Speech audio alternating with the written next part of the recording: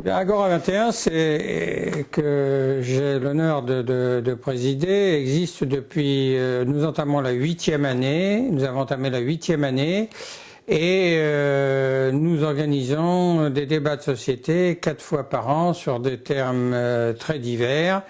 Et qu'est-ce que c'est que l'Agora?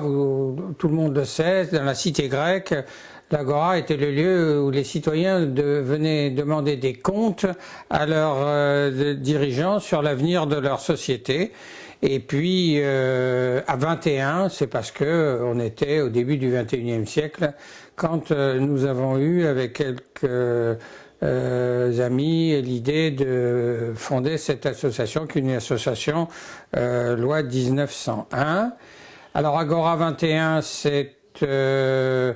ce sont des débats qui ont lieu dans le Compiègnois, surtout à la Croix-Saint-Ouen, ville qui est à 7 km de Compiègne, et nous réunissons à chacune de nos soirées débats entre 150 et 250 personnes, suivant les thèmes qui sont abordés.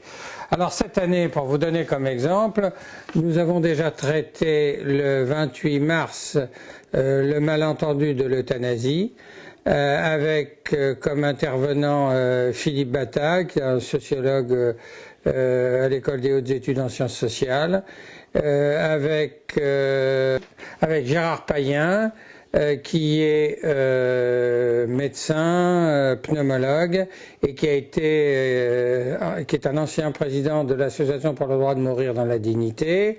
Donc, je vous ai parlé de Philippe Bataille, qui est donc sociologue à l'école des hautes études en sciences sociales, et de Bernard Béret, qui est un théologien, essayiste, qui a la particularité de vivre 6 mois de l'année en Chine et qui nous a donc parlé de ce sujet en Chine. Un débat fructueux a eu lieu et c'est vraiment important de débattre. Il y avait des gens qui étaient pour, qui étaient contre, mais le problème d'Agora 21, c'est pas d'être pour ou contre, c'est de susciter le débat citoyen pour que les gens prennent en main leur propre avenir et non pas se le fassent imposer. La prochaine fois, nous traiterons des banques. Nous avons étudié ça, les banques et vous, la relation entre les banques et les citoyens, ce qui pose beaucoup de problèmes. Puis nous traiterons le 3 octobre de la relation entre les médecins et les citoyens et nous ferons un état des lieux. Et puis le 28 novembre, nous traiterons de sociétés recomposées, familles recomposées, en traitant du mariage pour tous, de la GPA, de la PMA, ce qui devrait donner lieu à des débats fructueux. Nous traitons toujours tous ces thèmes-là avec des intervenants ayant des responsabilités nationales pour éviter les débats locaux. Alors, sur le 6 juin, donc prochain, nous avons comme intervenant Éric Verreg, qui est un économiste, qui a écrit plusieurs livres. Nous avons Jean-Marc Debony, président de la banque Nef, qui est une banque qui a son siège social près de Lyon, à Vaux-en-Velin, qui est président du directoire, et avec Guillaume Duval, qui est le rédacteur en chef du mensuel Alternative économique, qui tire environ à 150 000 exemplaires, ce qui n'est pas rien. Donc vous voyez, 3 intervenants majeurs qui ont à cœur de répondre aux questions des auditeurs dans la salle et qui chacun nous donneront nous expliqueront le fonctionnement bancaire. Donc les gens pourront, après leur présentation de leur vision, poser des questions justement sur les problèmes de lisibilité, de transparence des banques. Absolument, absolument. Alors, ce qui nous a conduit à choisir ce sujet, ce sont nos entretiens à bâton rompu avec les adhérents de l'association ou à ceux qui viennent ou les sympathisants et qui nous ont dit mais il y a un problème avec les banques, pourquoi vous ne traitez pas des banques? J'avoue que l'idée ne m'était pas venue de proposer ce sujet-là. Donc au cours de l'Assemblée générale l'année dernière, on a essayé de mettre au point ce qui va être le cas. Il y a vraiment un problème de transparence avec les banques, de lisibilité aussi. On parlera sûrement du microcrédit, des activités annexes des banques, par exemple les assurances. Maintenant, les banques font banque et assurance à la fois. Et puis aussi le comportement des banques vis-à-vis des petits clients. Et puis les services aux PME, PMI. Tout le monde se plaint des facturations excessives des opérations bancaires.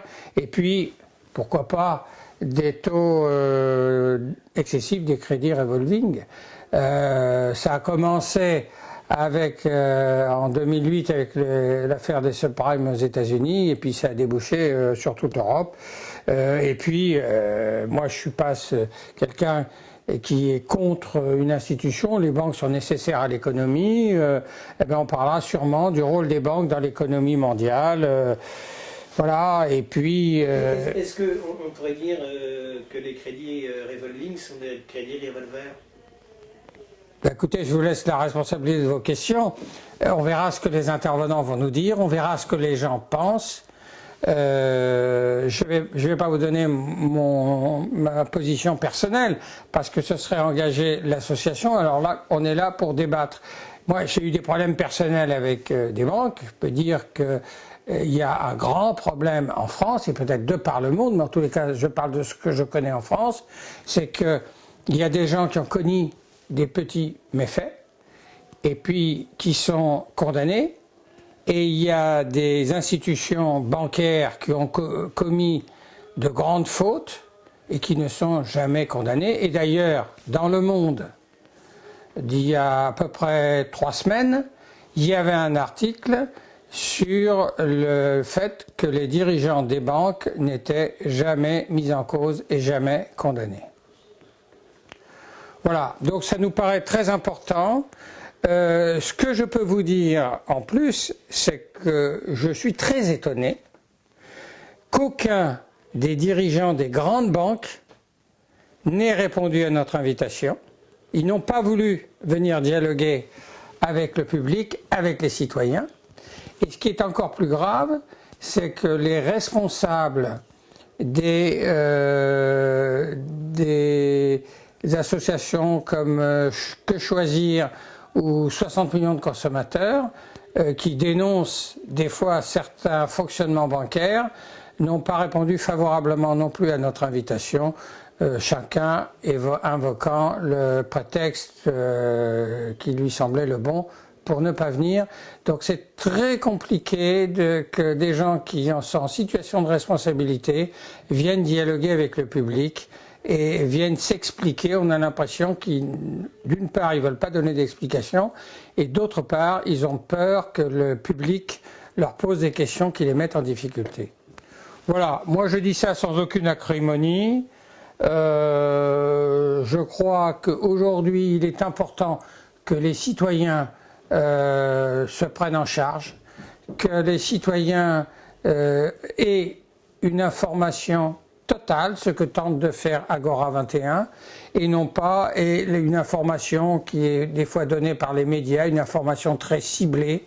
Et je crois que dans les difficultés sociétales et sociales et existentielles qui sont aujourd'hui celles des Français et puis d'autres pays dans le monde, si les banques sont montrées du doigt, c'est qu'il y a certaines raisons. Donc j'aurais aimé qu'elles viennent s'expliquer, ce qui n'est pas le cas. On fera avec et on écoutera les citoyens et ce qu'ils ont à nous dire, et on essaiera de répondre à ces questions-là. Alors pour vous donner un exemple, nous sommes aujourd'hui jeudi 15 mai. Hier soir, sur Arte. Et il y aura un lien sur le site d'Agora 21.